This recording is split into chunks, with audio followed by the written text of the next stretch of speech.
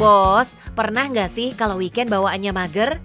Bahkan perkara mau sarapan aja malesnya minta ampun. Gegara menu sarapannya itu lagi, itu lagi. Tapi kalau sarapannya di sini, yakin deh bangun tidur auto ngacir ke sini demi kelezatan semangkuk bubur cinta alias bucin. Halo bos, pengalaman saya 9 tahun di bisnis kuliner membuat saya paham bagaimana cara survive dan eksis di dunia F&B. Penasaran seperti apa? Tetap di Cuan Bos.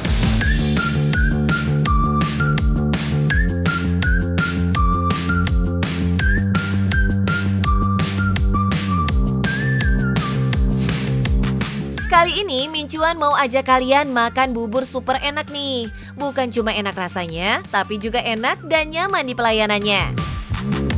Catat ya, lokasinya di Jalan Ahmad Adnawijaya Bogor. Dan kenapa enak dari segi rasa? Karena resto ini menyajikan bubur kanton, lengkap dengan topping-topping yang premium bos. Wow! Nah bos, ini nih yang namanya bubur cinta, atau biasa kita panggil sama bucin ya. Nah, yang membedakan kita sama bubur yang lain, itu karakteristik kita itu buburnya encer, karena kita memang bubur kanton ya. Dan yang spesialnya, bubur kanton kita adalah bubur kanton dengan beras organik.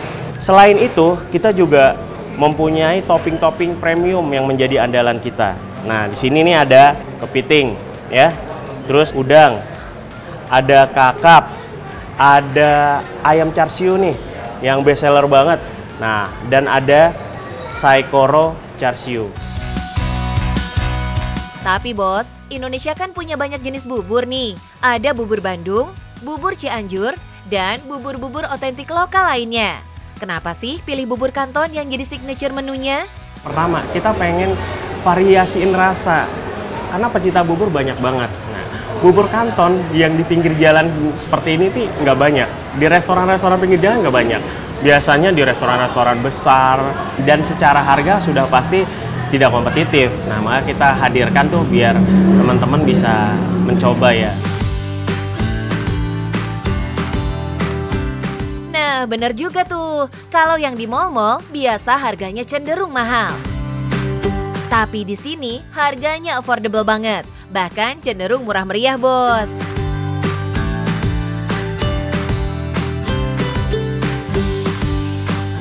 Bubur kanton yang polos 12 ribuan aja. Kalau mau pakai topping, mulai dari 18.000 sampai 28.000 aja bos.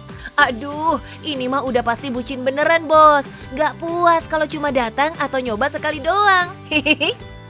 Rencana mau sarapan tempat lain, cuman karena lihat ada nama bubur cinta, terus kita kayak tertarik akhirnya cobain dan ternyata enak banget makanannya. Yang pasti affordable banget untuk harganya. Meski namanya bubur cinta, Eko juga kasih variasi menu selain bubur, buat yang pengen makan siang atau makan malam di sini. Ada bakmi dan nasi Hainan yang juga disajikan dengan topping-topping premium. Oh iya, buat yang mendadak pengen makan bubur, resto bucin bisa jadi solusi nih bos. Soalnya resto ini buka dari jam 6 pagi sampai 11 malam. Kalau jam operasionalnya dari pagi sampai malam, sehari bisa habis berapa porsi tuh Pak? Rata-rata sih kita per hari itu kadang ya bisa di atas 300 porsi lah ya. Mantap, padahal baru buka sebulan lebih, udah bisa seramai itu ya bos? Boleh dong Pak bagi tipsnya, biar jualan langsung laris meski baru buka. Yang pertama itu kita harus lihat kapan kita jualan, di momen apa kita harus jualan. Nah, jadi lihat situasinya, jangan terlalu memaksakan, jangan terlalu idealis terhadap produk tertentu. Tentang kita jago bikin sop, terus kita harus buka warung sop. Jadi ya kurang tepat, bukannya salah, tapi menurut saya kurang tepat. Jadi intinya kalau niat kita buka usaha untuk mendapatkan keuntungan, ya kita kudu kuat risetnya dulu ya bos. Yaitu bikin produk dengan jaminan kualitas terbaik dan relevan dengan situasi dan kondisi zaman. Setelah itu, produk wajib diviralin sebagai bagian dari promosinya. Nah, kalau udah viral, pasti bakal rame pengunjung tuh. Jangan lupa ya, siapin SDM alias karyawan dengan kualitas kerja yang mumpuni, supaya bisa kasih pelayanan terbaik. Jangan sampai nih produknya udah keren, viral, pengunjung kecewa gara-gara pelayanannya yang mengecewakan. Sejak 2016, Doi sudah menjajal berjualan aneka macam kuliner, mulai dari ayam geprek, bakso, seblak, dan masih banyak lagi. Pada akhirnya, jatuh bangunnya bisnis kulinernya membuat Eko lebih bersyukur, Bos. Mungkin pencapaian yang paling nyata adalah pada saat saya kerja, ya kan, itu benar-benar waktunya tuh hanya untuk pekerjaan.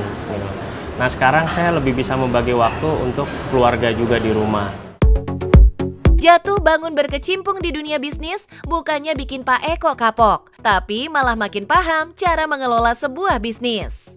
Banyak orang yang nggak berani mengambil keputusan karena memang pada dasarnya adalah berbisnis itu ya kalau rugi itu pasti, bangkrut itu udah pasti. Tapi kalau misalnya kita bisa berkembang, kita bisa maju, itu hanya bonus. Bisnis yang baik itu apa sih? Bisnis yang bagus adalah bisnis yang dijalankan. Tapi teman-teman juga harus ingat, kalau kita gagal merencanakan bisnis itu sama aja kita berencana untuk gagal. Jadi jangan cuma main hajar aja jalan, tapi teman-teman harus rencanakan, teman-teman harus riset. Jadi bos, sebenarnya nggak ada yang nggak mungkin ya. Sebuah kesuksesan nggak akan bisa tercapai kalau nggak dimulai dari langkah nyata. Jatuh bangun sebuah usaha justru jadi pengalaman yang berharga untuk kedepannya. So, jangan takut melangkah dan memulai ya bos. Gimana bos? Udah menyimak bagaimana perjalanan bisnis saya? Yang penting, kalau kita mau survive dan eksis di dunia F&B, kuncinya nggak banyak kok. Yang pertama, teman-teman harus tahu momentumnya. Jadi jangan sampai teman-teman telat.